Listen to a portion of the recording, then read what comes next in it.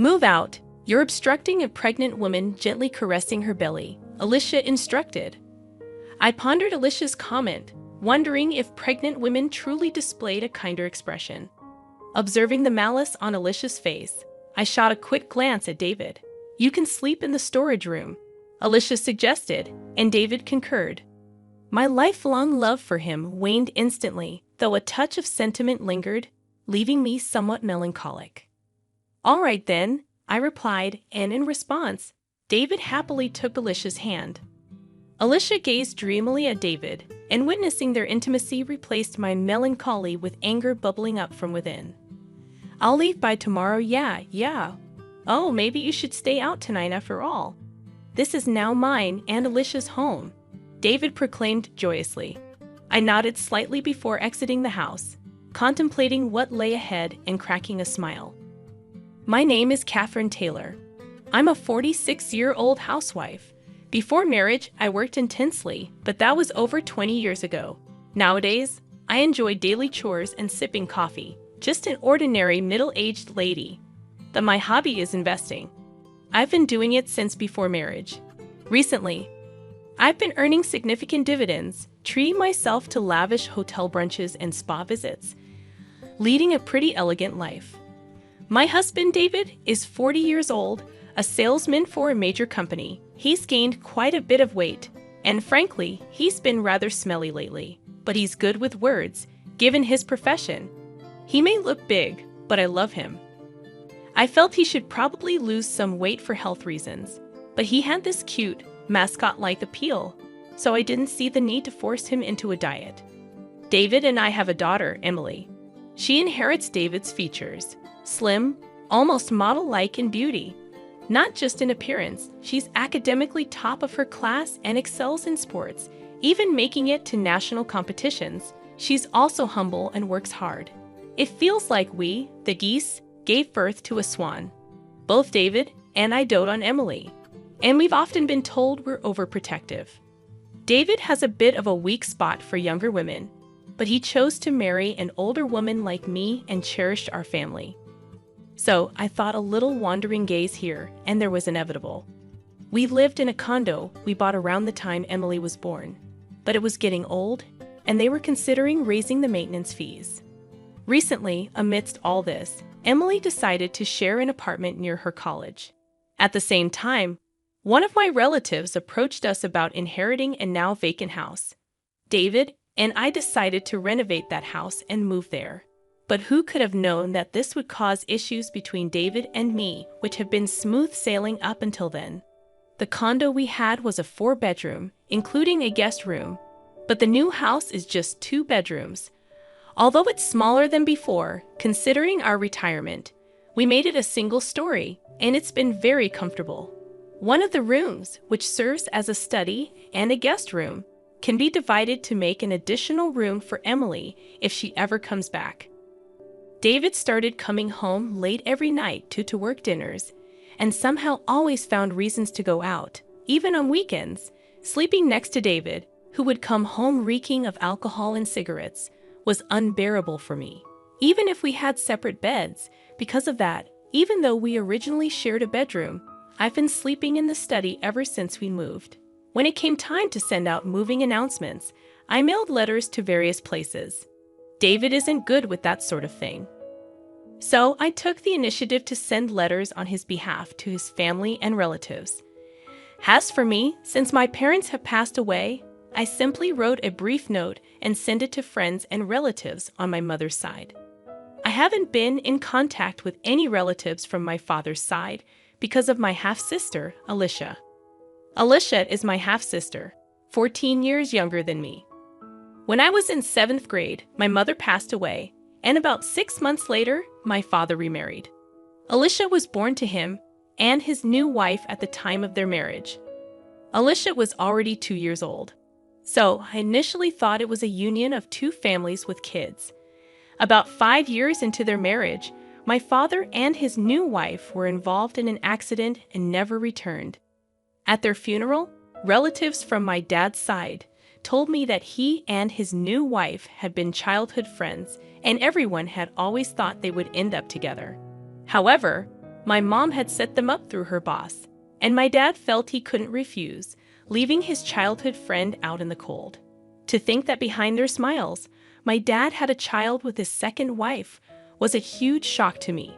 Every time we had a family gathering, Alicia's favorite foods were served. She had brand name clothes, and she got the biggest room all to herself. If she said she wanted to go somewhere, they'd take her immediately. Meanwhile, I was burdened with all the chores, from preparing meals to doing laundry. I had to work part-time jobs, and all the money I earned was taken away. I also had a small storage room under the stairs, and I had to beg for even basic necessities.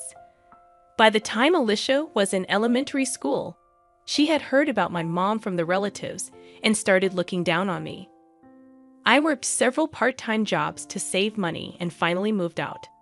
It was impossible for me to harbor any positive feelings towards Alicia, and I never told her about my marriage or that I had a child. A few weeks after moving, I was having tea and relaxing when the doorbell rang.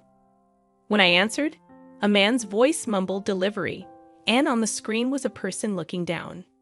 I thought maybe David had ordered something and opened the door, only to be left speechless. "Oh, Alicia, why are you here?" "Hi, sis. Long time no see. Just thought I'd drop by," Alicia said while wearing the hat I saw on the intercom. She wasn't a delivery person, but my half-sister. Without waiting for a response, she walked past me, entered the living room, and sat down on the couch. I followed her in a hurry, stood in front of her, and looked down. "I figured you wouldn't open the door if you knew it was me, so I used a recorded voice. That's just low." "Geez, you're scary." I raised my voice at Alicia, and she feigned fear in an exaggerated way. However, it was clear she was just putting on a show, and the proof was that Alicia had a smirk on her face. "I came for a visit," Alicia said, speaking nonsense, getting a cold response from me. Yet she grinned and started explaining the reason for her unexpected visit. "But sis, you never even told me where you live. I got married, but my husband is always on business trips, and it's getting boring. Plus, once my belly starts getting bigger, moving around becomes a hassle, right? Everyone told me to come stay with you. Just go home. I don't even want anything to do with you." "Well, too bad. I already came here planning to stay with you." Listening to Alicia's audacious words only irked me further. Under my breath, I muttered, "Typical of a kleptomaniac's daughter." Hearing that, my anger reached its peak. "Get out. I never want to see your face again." "What's all the fuss about? People outside can hear you," David said. I was at a loss for words, surprised by David's unexpected return at such an odd hour. As I struggled to explain, Alicia stood up and walked over to David, intertwining her arm with his. David didn't seem to mind. In fact, he looked quite pleased. "Oh, Alicia here. Welcome, David. My sister was being mean. I thought it'd be nice to stay with you until the baby is born. But is that okay?" "Of course. I'd be thrilled if you're okay with it. You can stay as long as you want." I stood there in disbelief, silently observing the exchange between David and Alicia. The intimacy they shared seemed more like that of lovers than mere siblings-in-law. "David, what's going on?" I managed to utter, but he dismissed me, accusing me of being jealous of my cute little sister. His words left me speechless, considering I had confided in him about my family situation before our marriage. "We have a spare bed in the guest room. You can stay there," David offered casually. Alicia seized the opportunity, expressing her desire to sleep in the same room with him. Their mushy conversation gave me a headache, and as they went to the bedroom arm in arm, I couldn't shake a bad feeling. Peeking into the room after several minutes, I discovered them embracing each other, living out what felt like a dream for Alicia. "The baby is thrilled too, living with Daddy," Alicia exclaimed, dropping the bombshell that David was the father. As they kissed, I watched through the crack in the door, tears streaming down my face. From that day on, they treated me like a housemaid. I complied, but silently began gathering evidence against them, contemplating divorce.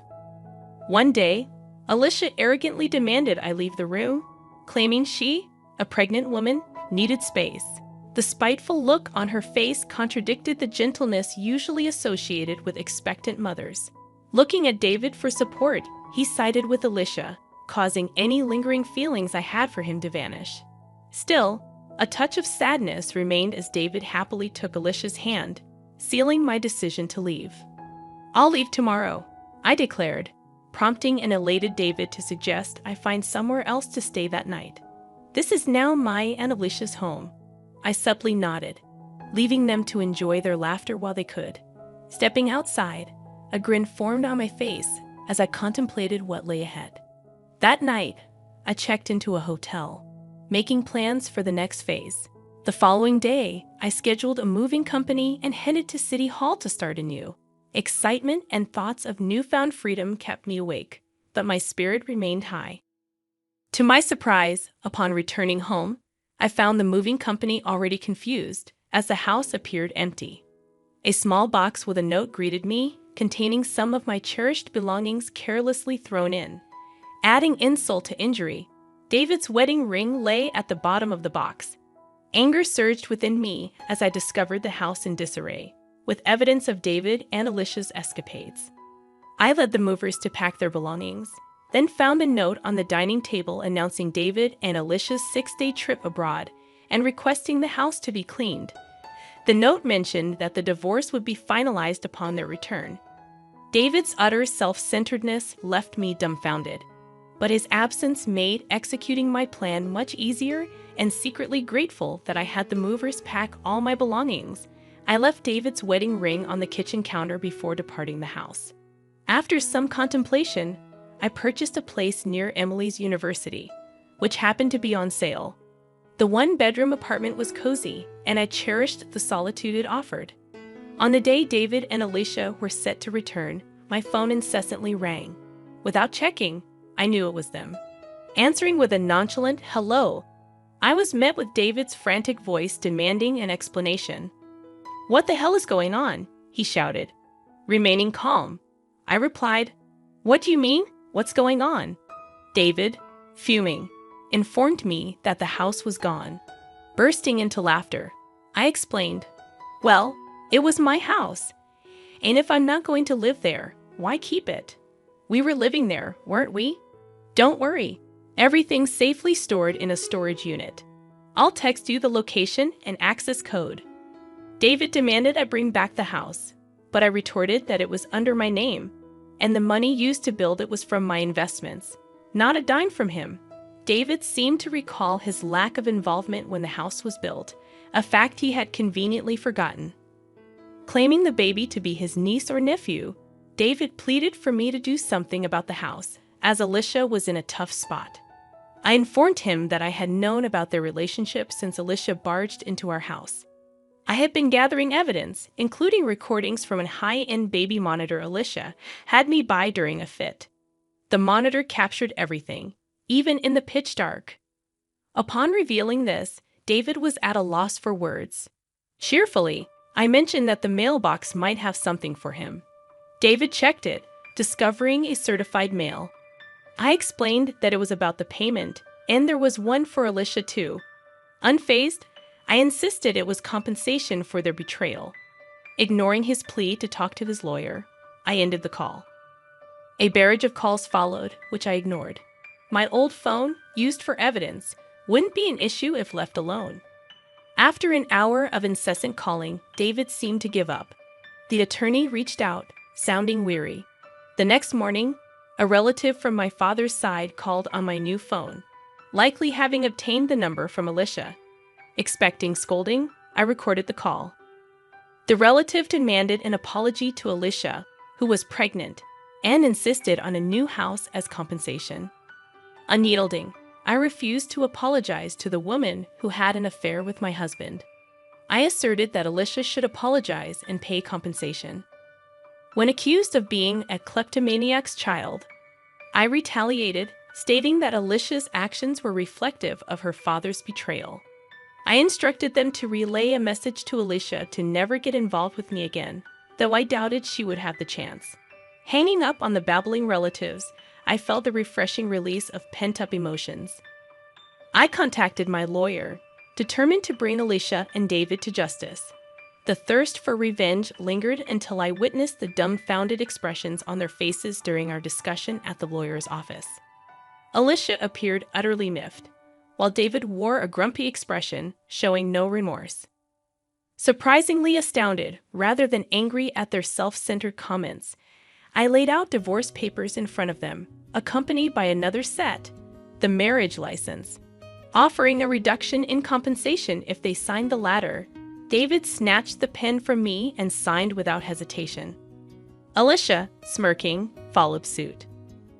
Placing the signed documents in a folder, I gave them a big smile.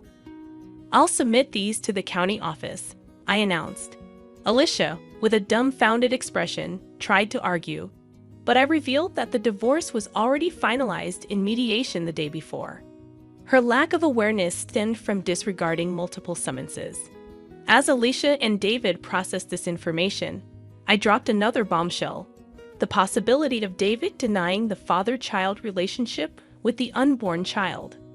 Alicia stared in shock, and David, realizing the potential consequences, looked pale.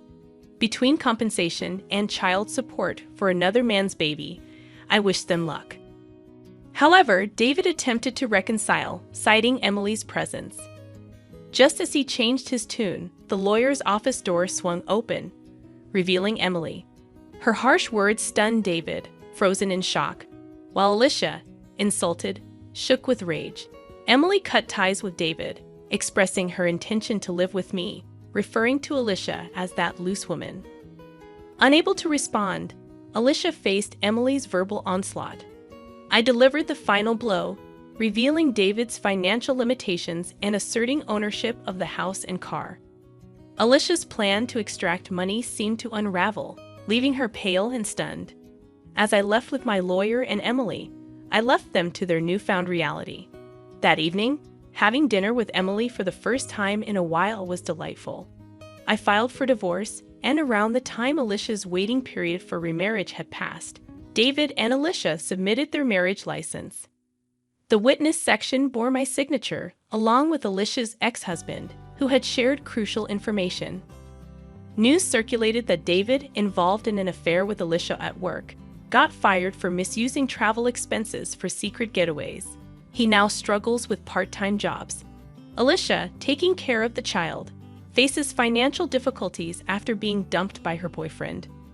Her attempt to sabotage my family had backfired. Meanwhile, Emily enjoys college life, and I've been leading a relaxed life with my stock dividends.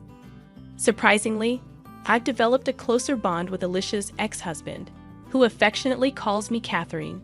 Recently, he reached out for an important talk, making me feel a bit restless as I sit in front of my vanity, my face flushed like a smitten young woman.